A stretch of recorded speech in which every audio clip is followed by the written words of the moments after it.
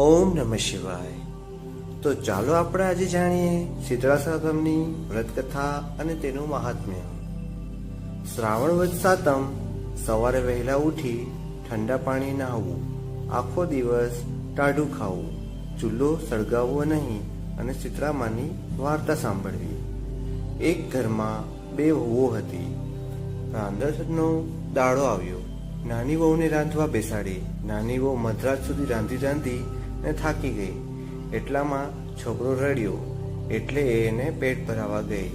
આખા દાડાની થાકેલી અને મોડી રાત સુધી જાગેલી એટલે નાની વહુને ઊંઘના ઝોકા આવવા લાગ્યા. ચૂલો સળગતો રહી ગયો. મધરાત પછી શીતળામાં ફરવા નીકળ્યા. નાની વહુના ઘરે આવીને ચૂલામાં આળોટ્યા. શીતળામાં આખે શરીરે દાજી ગયા. એમણે સાપ લાગ્યો. જેવું મારું શરીર બળ્યું તેવું તારું પેટ બળજો. વહુ તો સવારે વહેલી ઉઠી. ચૂલો સળગતો હતો. ઘોડિયામાં જુએ છે તો છોકરો ભળતું થઈ પડેલો, આખું શરીર બળેલું. વહુ સમજી ગઈ કે અવશ્ય શીતળામાનો સાપ લાગ્યો છે. એ તો ચોથા રાસોએ રડવા લાગી.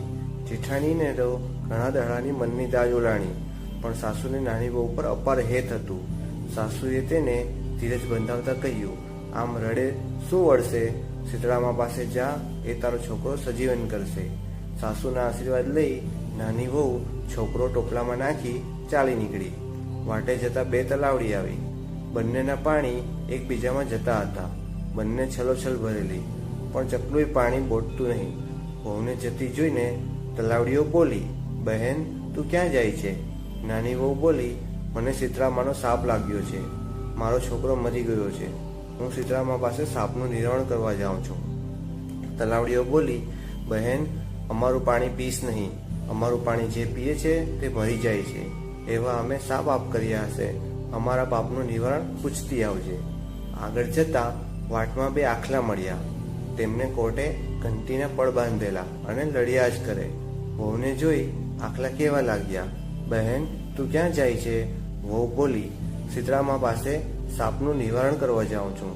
આખલા બોલ્યા, અમે એવા શા પાપ કર્યા હશે કે અમારી લડાઈ અટકતી જ નથી? અમારા પાપનું નિવારણ પૂછતી આવજે. વહુ તો ચાલતા ચાલતા વનવગડામાં ગઈ. બોરડીના ઝાડ નીચે એક ડોસીમાં બેઠા હતા. ઉઘાડું માથું અને ખંજવાળ્યા કરે. વહુને જોઈ ડોસીમાં કહેવા લાગ્યા, બહેન ક્યાં જાય છે? જરા મારું માથું જોતી જાને. વહુએ ડોસીમાના ખોળામાં છોકરો મૂક્યો અને માથું જોવા બેઠી. ડોસીમાના માથામાંથી ખંજવાળ મટી ગઈ. ડોસીમાએ આશીર્વાદ આપ્યો, જેવું મારું માથું ઠર્યું એવું તારું પેટ ઠરજો. આટલું કહેતામાં તો ડોસીમાના ખોળામાં છોકરો સડવડવા લાગ્યો. છોકરો સજીવન થયો. વહુને તો નવાઈ લાગી. હૈયામાં હેરેક માતો નહોતો. છોકરાને ઝટ દઈ ખોળામાં લઈ બચ્ચીઓ દેવા લાગી. વહુ ડોસીમાને પગે લાગી. એ સમજી ગઈ કે આ જ શીતળામાં.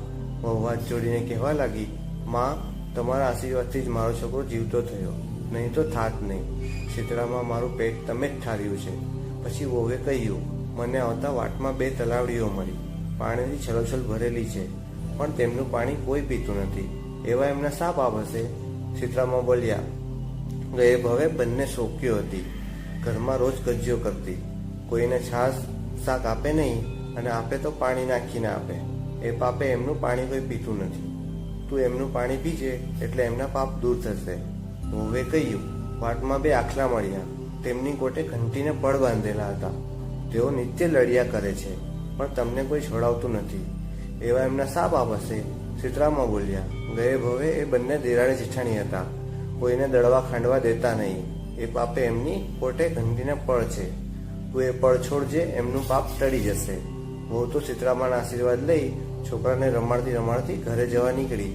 જતા જતા પેલા આખલા મળ્યા. એમને શીતળામાની વાત કરી અને કોટેથી ઘંટીના પડ છોડી નાખ્યા. બંને આખલા લડતા બંધ થયા. આગળ જતા તલાવડીઓ આવી. વહુએ શીતળામાની વાત તલાવડીઓને કરી અને પાણી પીધું. તલાવડીઓ પશુઓ અને પંખીઓથી ભરાઈ ગઈ. બધા જ એમનું પાણી પીવા લાગ્યા. વહુ છોકરાને લઈ ઘરે ગઈ. સાસુ છોકરાને જોઈ રાજી થઈ ગયા, પણ જેઠાણીના મનમાં વેર વધ્યું. બીજા વર્ષે રાંધણસેઠ આવી. જેઠાણીને થયું, હું પણ એના જેવું જ કરું. એને રાત્રો ચૂલો સળગતો મૂક્યો અને સૂઈ ગઈ. રાત્રે શીતળામાં આવ્યા અને ચૂલામાં આળોટ્યા. એમનું તો આખું શરીર દાજી ગયું. એમણે સાપ આપ્યો, જેવું મારું શરીર બળ્યું એવું તારું પેટ બળજે. બીજે દિવસે જેઠાણીને ઘોડિયામાં જુએ છે તો છોકરો મરી ગયેલો. શીતળામાનો સાપ લાગ્યો. દિરાણીને પેઠે એ પણ છોકરાને ટોપલામાં નાખી. ચાલી શીતળામા પાસે. ચાલતા ચાલતા વાતમાં તલાવડીઓ આવી. તલાવડીએ પૂછ્યું, બહેન ક્યાં જાય છે? શીતળામા પાસે. અમારો સંદેશો લેતી જાને. જેઠાણી તો પારકી વેલ ઉલાડી મેલ ગળી ઠસ્યા બોલી, હું કઈ તમારા જેવી નવરી નથી. મારે તો છોકરો મરી ગયો છે. આગળ જતા બે આખલા મળ્યા. તેમણે પૂછ્યું, બહેન બહેન ક્યાં જાય છે? શીતળામા પાસે. અમારો સંદેશો લેતી જાને. હું કઈ નવરી નથી એમ કહીને આગળ ચાલવા માંડી.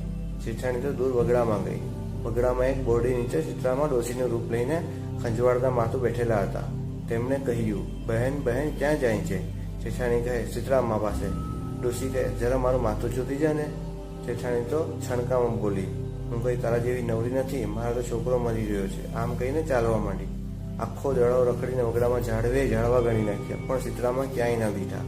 છોકરાનું સબ લઈ અને માથું ઘરે આવી. જય શીતળામા. જેવી દિરાણીને પડ્યા એવો સબને પડજો.